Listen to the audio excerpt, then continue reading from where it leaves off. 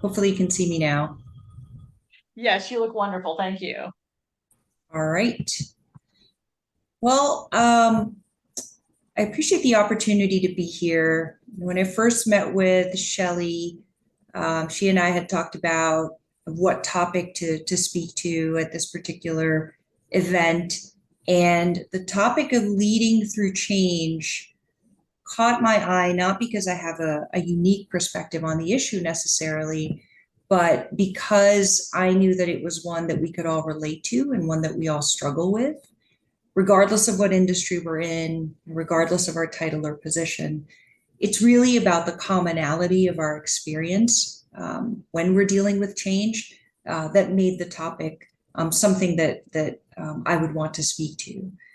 From my very first role after law school, which was as a prosecutor at the Bronx District Attorney's Office in New York, all the way to my current role as the Chief Legal Officer at Providence St. Joseph Health, which is headquartered in Renton, the issue that I've had to consistently and constantly address is this idea of how the ground shifts on me the moment I walk through the door, and it keeps shifting on me in a myriad of ways throughout my time at any given organization. Um, Having worked on both the East Coast and the West Coast, I knew that the ground was shifting, not just because I was living in an earthquake zone, but really because of just the complexity of navigating a large organization, regardless of what leadership hat you were wearing when you joined the organization. I think one of the most significant changes that I, along with most of you, have experienced is leadership changes. So at the Bronx DA's office, changes in who the DA was really based on election cycles, and whoever was in that role would determine literal life or death issues, such as the death penalty, and what position our office was taking on that. When I worked at my law firm for around 12 years or so, the changes that I saw most often there were really changes in who our clients were, right? Law firms are notoriously static in terms of structure and leadership. So while the law firm where I worked would only see a limited number of people ascend to leadership roles every given year, the fact of the matter is the clients whom we served almost seemed like they had a revolving door of people who were in charge of the different matters we were working on. And that required tremendous adjustments from me and the other folks on my team in terms of how we were making sure that the client's needs and the client's demands were addressed. And then when I transitioned to in-house work, that's probably where I saw the most amount of change in terms of leaders and managers. So I spent about 9 years at Travelers Insurance, which is a property and casualty insurer. And in those 9 years, I had to count this up right before I came here today. I had 7 managers in 9 years. I had assumed different leadership roles, but as a result of that, I myself had to report to different people in different departments. And I had legal roles and non-legal roles at Travelers, which really taught me not just how to manage a business unit, but also really taught me how to address this idea of change, either from role to role, team to team, and then from manager to manager as well. Most recently at Providence, some of you may know that we have undergone our transition in terms of who our CEO is. So I had to work very closely with our outgoing CEO, our incoming CEO, and of course the board in managing that transition for our executive team, as well as for the organization at large. That's a lot of change to go through. And I'm sure that you all have very similar stories about changes in leadership or just changes in jobs that really are quite disruptive to both your personal and professional lives.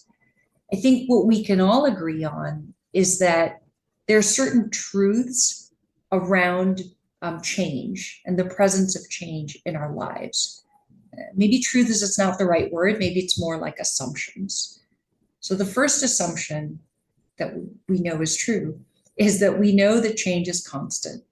There will always be leadership changes. There will always be acquisitions, divestitures, other organizational changes that we're going to have to live through, especially at larger organizations.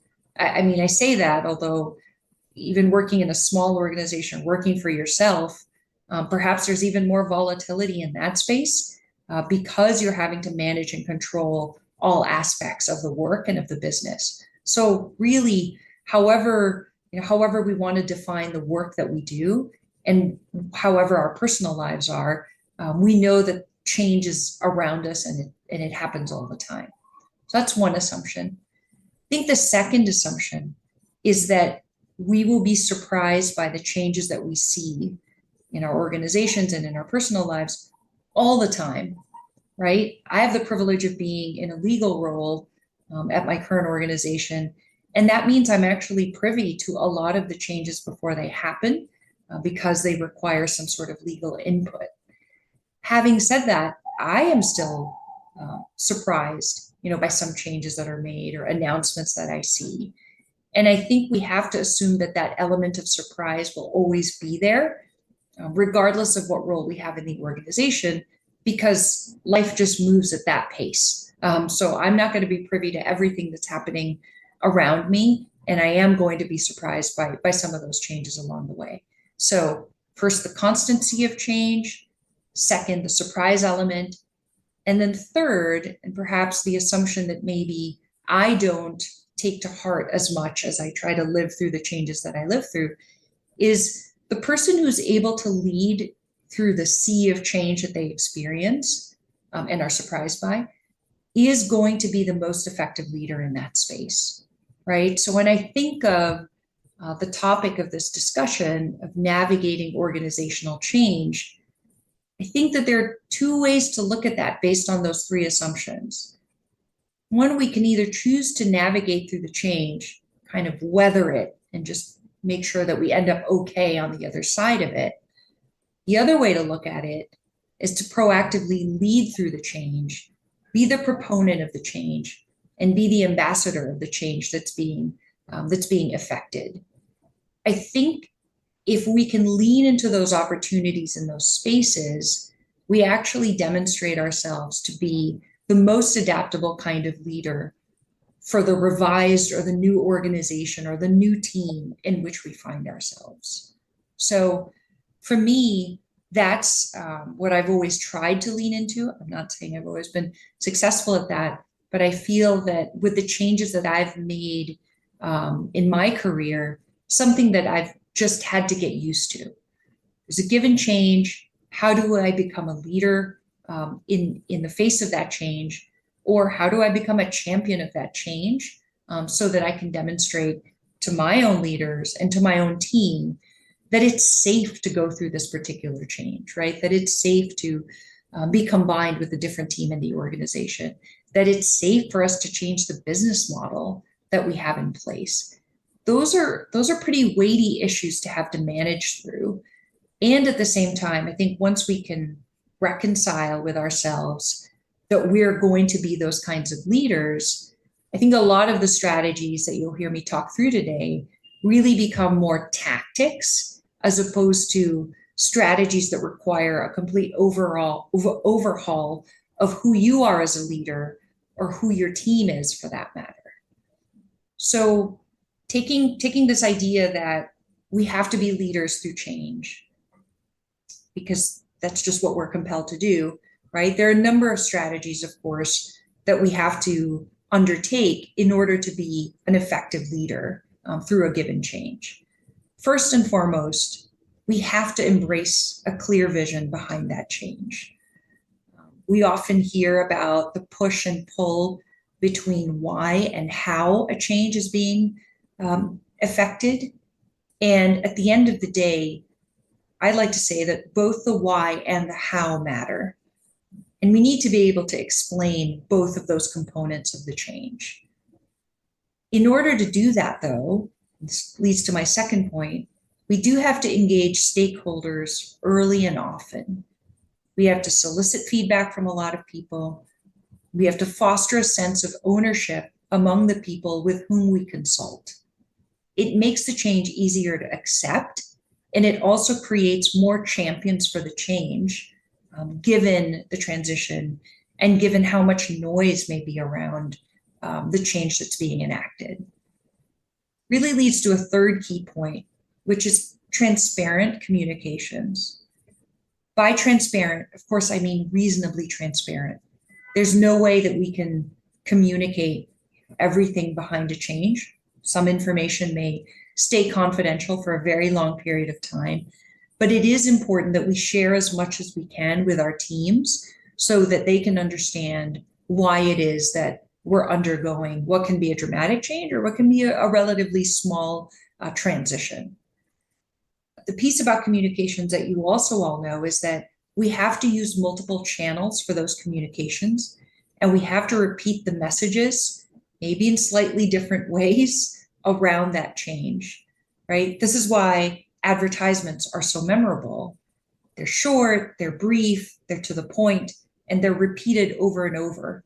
And that's why there's a space in our heads for advertisements that, like it or not, we can't seem to remove them from our heads. The question is, how do we advertise effectively the changes that we're trying to implement in our workplace in a way that is memorable, in a way that resonates with our team members and with our leaders on a deep emotional level? The other tactic or strategy I would note around promoting and advocating for change is, how do we provide support and training to account for new skills and behaviors that people have to have in order to live in this new world, right? That's maybe the hardest part about organizational change, is how do you find and train those mentors and coaches very quickly to be able to help other people adapt to a new environment. That's pretty key. And the example that comes to my mind is the integration work that often takes place after we close or sign an agreement, right? Something as simple as email address harmonization. You have these two companies, they're coming together. They have two totally different email address nomenclature. And now people are going to adopt the new company name and their email address. Never has something so little been so traumatic and dramatic as that. But I think it's dramatic for a reason, right? It's so symbolic that the identity of the organization, of the team, the work that the individuals do on the team is changing, that makes something like an email address change sometimes so hard to accept for folks. I've been surprised going on visits to other offices where an integration or a merger took place, and years after that integration or merger took place, people will comment to me about the change in the letterhead or the change in the email address. Those little things matter because they mean something much more to people than just paper or just the business email address that I use. They really represent a shift in that person's world that perhaps they're still struggling to understand. And so that's why having those mentors and coaches ready and available from the start of the change and throughout a significant period of time is really important to ensure that that change takes place, but also to ensure that that change takes heart with people. I think the next thing I would note in terms of strategies and tactics for organizational change is fostering a culture of agility and adaptability even before the change takes place. We all hear about this expression about welcoming experimentation, right? And failing fast and encouraging that kind of culture and behavior on our respective teams. I'll admit to you, I'll speak for the lawyers in the group. That's tough for lawyers, right? We're used to being the folks responsible for certainty and legal advice and guidance. That doesn't necessarily lead to, at least in an organic sense, this culture of experimentation and being not afraid to fail or make mistakes. But that's exactly the kind of culture that's receptive to large changes. And that's exactly the kind of culture that enables success through a large transition. So finding ways to do that, especially before changes have taken place, in fun and new and interesting, sort of out of your comfort zone ways, is a key feature to any team. And quite frankly, it's just fun to enable people to work in different ways than they're used to working before a change happens, so that the change has more traction once it actually occurs. And then the other strategy that I would note that, again, speaks to the sustainability of a large organizational change is about monitoring progress and adapting based on the feedback that you get as you monitor progress. So establishing foundational metrics from the very beginning so that you can measure what matters and so that you can course correct is really key to making sure change is successful and effective. But I think what it also does when we look to metrics, when we make sure that we've got milestones that we're checking in at various points to see how the change is taking place, it also emphasizes for the folks in the whirlwind of that change, it emphasizes for them that change is a dynamic process, right? And it's something that will continuously tweak and will continuously make sure that we're making the change make sense for the team or the organization. In that way, folks don't feel abandoned in the change that they're trying to adapt to and the change that they're trying to adopt, but instead they feel supported by leadership and those around them that, in fact, we are trying to take a look at this to make sure that it makes sense 6 months from now, a year from now, 3, 5, 7 years from now. So none of that is necessarily news to any of you, I'm sure, right? This whole idea of a vision and stakeholders, communications, and training. I think that's all something that we know, and we work across our teams to enable them to undertake the different implementations of change. But I think maybe what we forget sometimes is the points around self-care for ourselves as we care for our team. I was just listening to the speakers, but when I came on, and they were talking a lot about how they care for the members of their team. And the care and concern that they have for the members of their team is very apparent. But I think it's sessions like this whole event today, that also enable us to reflect on how we're caring for ourselves as leaders through very turbulent times. The better we care for ourselves, obviously, the better we can care for others.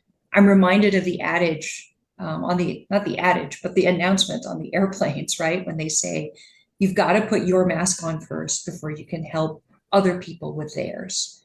And so as we think through this idea of organizational change and how to navigate effectively through it, what I thought I'd end with was just a few points for all of you to remind myself as well, and to remind all of you about some key things that you have to do for yourself in order to be effective leaders, but also to take care of your own health in the process. So first and foremost, cultivating relationships, right? And I think the word cultivate is really key here because it's about making and growing relationships. We spend an inordinate amount of time at work. So the professional is personal and vice versa. We spend a lot of time with our colleagues at work, arguably more time with them now than we did with our friends from when we were teens, and not necessarily, in the same workplace 10, 12, 14 hours a day.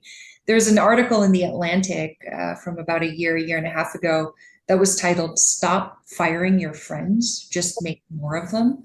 And from the title alone, right, you can take away this important point of finding your personal board of advisors and relying on them to counsel you when you're undergoing a particularly big change at work, but to counsel you in different ways, right? They're going to be the folks who are going to be able to speak truth to you and they also know you very well throughout a long period of time. And so they can kind of predict my reactions to different things, and they can advise me, well, don't over-index to that, or you should really account for this other issue because you tend not to account for that issue. I've maintained those friendships and relationships throughout my career, and it's actually pretty invaluable to be able to reach out to those trusted folks who are perhaps outside my workplace to get a different lens on how to address a change that I'm addressing in my current workplace, in a way that also puts me in the right frame of mind and puts me in a more objective and neutral place about a given change. My relationships with those individuals have enabled me to be a better leader, but also a more effective ambassador for the change that whatever change that I am undertaking. I think the other piece to those relationships is that I then become a better advisor for other folks as well, because I have the benefit and privilege of receiving the guidance and advice from these folks, right? I think personal coaches are great, and there are a lot of people who take that on professionally, and we can all find those services. I just don't think we can replace the people who know us on a very personal level and over decades of a career with someone who knows us just within a very specific period of time. The second piece of self-care guidance, if I may call it that, would be to prioritize your personal goals, career related or otherwise. There's going to be a lot of noise given any change in our workplace. So the ability to look at that change and say, where's the best opportunity for me in the midst of all this change, is really something that we cannot forget as leaders. How do I make this work for me is not a selfish question. It's a question that we should ask ourselves as leaders. It also leads to the harder question, right? Given a sea of change that may or may not be in my favor, I do have to ask myself the question of, is this the right team for me? Is this the right organization for me? Is this the right manager for me?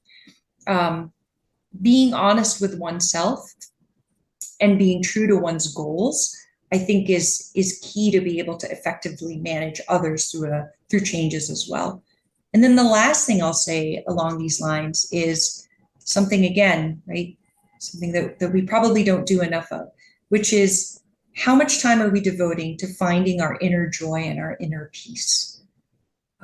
Whether that's the 5-minute break that we take from a series of Zoom calls all day, or that's the walk that we take for ourselves in an unfamiliar city where we happen to be traveling for work, those few moments can give you the transition from what gets you out of bed, what has to get you out of bed, to what gives you life. Being intentional about those little things so that in the moment when I'm taking that short break or when I'm taking that short walk, I can say, this is the thing that I'm doing for myself, I think is just as key as executing on the 10 different things that you have to do to implement a change. The workday is long, so we have to find those moments, and they may come up in unexpected ways, but we have to be intentional. We have to find those moments throughout a long day. This is perhaps the most self-service part of our day, right? I know we've got a lot of automated tools to do that, but there's also a self-service model through and through in terms of the amount of care that we take for ourselves.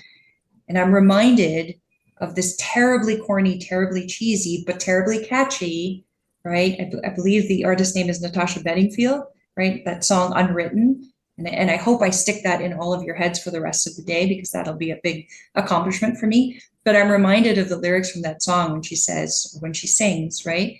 Feel the rain on your skin. No one else can do it for you. So thanks again for letting me speak to you today for a few minutes. I hope to meet all of you in person someday soon.